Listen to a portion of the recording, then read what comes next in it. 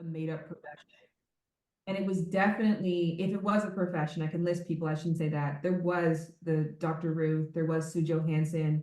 In the city that I'm from, there was someone called Josie Vogels, there was Andrea Sears-Hash, and then a couple more people that I could probably list if I really thought about it, all older, all white women. And I wanted someone who looked like me to talk about it in a way that I felt wasn't being spoken to. And so I got into this space because essentially I felt like I moved into the village. For long story short, I started out very young, being very passionate about intimacy, but like so many of us, our natural instincts when it came to love and connection and our exploring our sexuality wasn't necessarily encouraged by friends and family members, or definitely not our school system.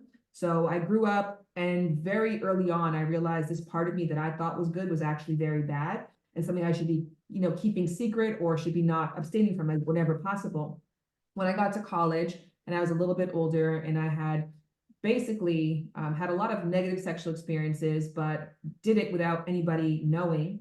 I, in essence, thought to myself, well, what can I do that other people are not doing yet? What am I passionate about? What stories can I tell that are not being told? And stories about our bodies and our choices and our pleasure were absent in the market. And again, especially from people who look like me. So I feel like I made it up. Like I invented a space, and when I started, it really felt that way. A lot of people would shame me for the work that I was doing.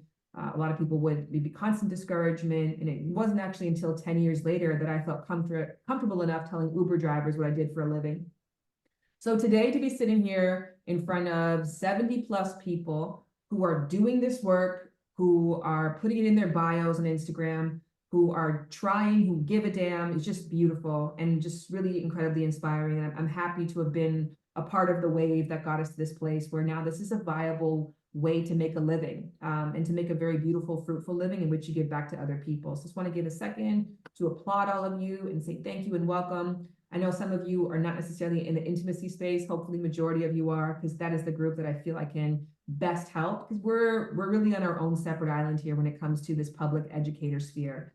So a little bit about, my backstory is I started out in journalism. So I went to school for journalism, and they always tell you write what you know. And as I mentioned, there was already somebody who knew politics, someone who knew sports. And I was like, well, I know fucking, what can I do with that? So I started out on a book called Laid. It took me 4 years to complete that book, and furthermore to get published, because I was an unknown young woman of color writer. I essentially found a home in press that was called Seal Press in Berkeley, California. So my first book came out when I was 24 years old, which really catapulted me into the space of being a millennial, public speaker when it came to sex. So at that point, I decided to supplement with education, and that was really like a backwards way of doing things. And today I'm very happy that there's so much more school options for people to really get that knowledge first and then to make themselves public second. But at 24, I worked at the University of Toronto as a sex education counselor. And then when I moved to California, some years later, I got certified as a sexologist and got my associate. And then only recently did I complete my bachelor's in psychology and then my master's. And now I am also in school at California Southern University to get my PsyD, which is to become a clinical psychologist, which will take me 5 years.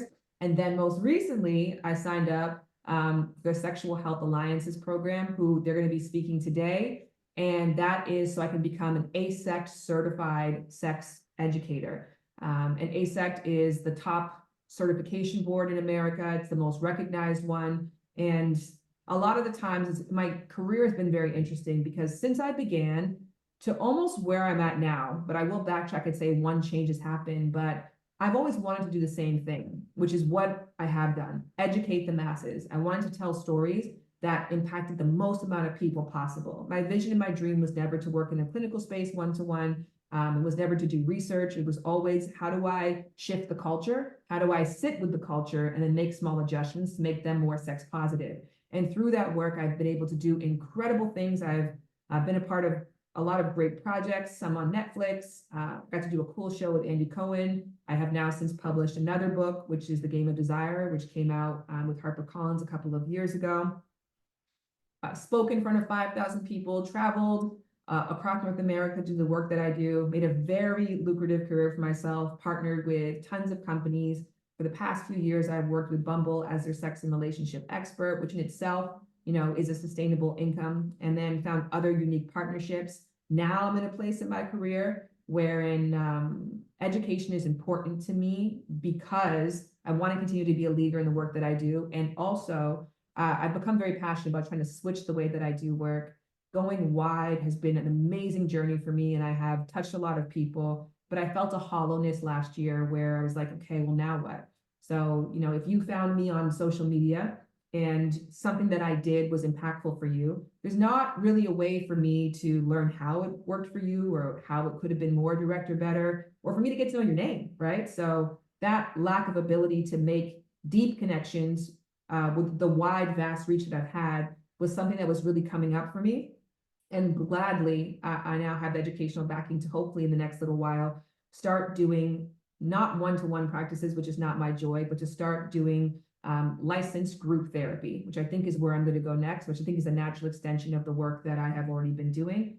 And having the Sexual Health Alliance course underneath me and being ASEC certified are all things that will support me in that vein, and also continue to build trust with the wide audience that I have. So I feel so amazing. And I'm really happy even now because we're talking in front of a couple of cohorts. I started this mentorship series with the National Coalition for Sexual Health last year. And we did a first cohort with a couple of people who are here today. Mike can wave and Coco can wave. And who else is here?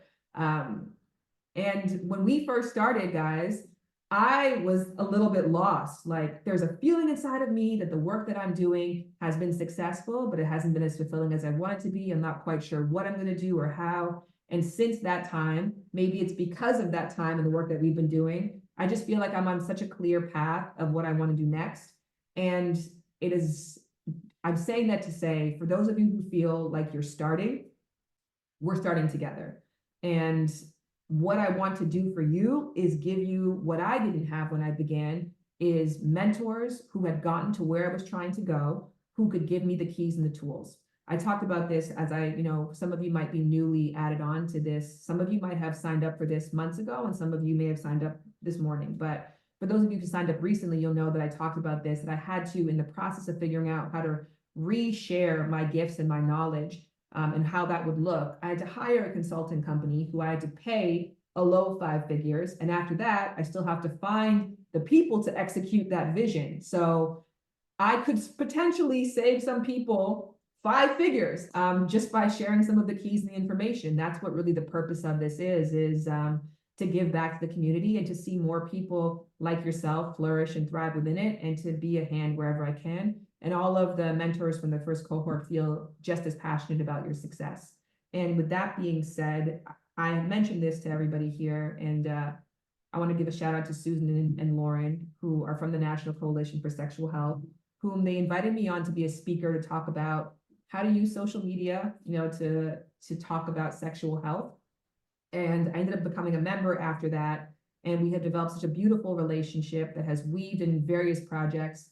And last year, when I told them that I was wanting to do mentorship, but I'm very disorganized, I'm very busy and overwhelmed, and I want to reach as much people as possible, they said, give us the email addresses and we'll take it from there. We're going to organize this thing and we're make this a well-oiled machine. Like, we're going to hook it up. And they have done exactly that. And they have also just been a great place of pride for me. It's something that's on my bio, to be a part of a board that does the work that they do, and how the home to so many other professionals. That to be said, what I said to Lauren and Susan before we started is that my goal is that by the end of today, all of you have one jump off point, one piece of information, one piece of inspiration, one piece of something that you didn't have before that you can leave with. So I really want you to be a strong advocate, which you've done by even just showing up here, but a further strong advocate than that, make sure your questions are answered and make sure they're as specific as possible, and the kinds of questions that you probably couldn't find online or by searching up.